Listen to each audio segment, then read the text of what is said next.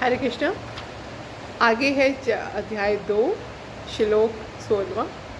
इसमें भी एक क्वेश्चन बनता है कि जब एक शरीर की मृत्यु हो जाती तो शरीर की मृत्यु हो जाने पर ऐसा क्या है जो हमारे शरीर से निकल जाता है।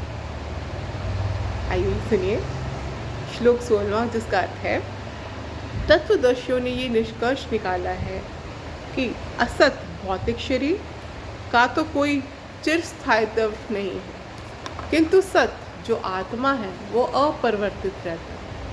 उन्होंने इन दोनों की प्रकृति के अध्ययन द्वारा ये निष्कर्ष निकाला है। कहने का भाव ये है, देखिए, जब एक बच्चा पैदा होता है तो बच्चा तो पैदा हुआ छोटा है, फिर बड़ा होता है, उससे बड़ा होता है, बड़ा होता वृद्ध अवस्था तक पहुंच जाता है। लेकिन जो उसमें आत्मा है उसका साइज उतना ही रहता है। ये नहीं कि अगर बच्चा छोटा है तो वो आत्मा छोटी हुई, और अगर बच्चा बड़ा हो रहा है या वृद्ध अवस्था में जा रहा है, बूढ़ा हो रहा है या जवानी में जा रहा है तो आत्मा बढ़ रही है। नहीं, जो आत्मा है वो क्या रहती है, छोटी ही रहती है जितनी वो होती है। जैसे एक खिलौना है, खिलौने को चलाने के लिए हम क्या यूज़ करते हैं, सेल इतना सा सेल होता है जो इतने बड़े खिलौने को भी चलाता है। उसी तरह से हमारे शरीर जो है, इतना बड़े शरीर को चलाने वाला कौन है, आत्मा। चाहे बच्चा छोटा है उसको भी कौन चलाता है, आत्मा। चाहे वो जवानी में भी चला जाए उसको कौन चलाता है, आत्मा।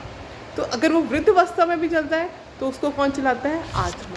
और जब एक इंसान की, एक मनुष्य की मृत्यु हो जाती है तब क्या निकल जाता है जो उसको मृत घोषित कर देते हैं,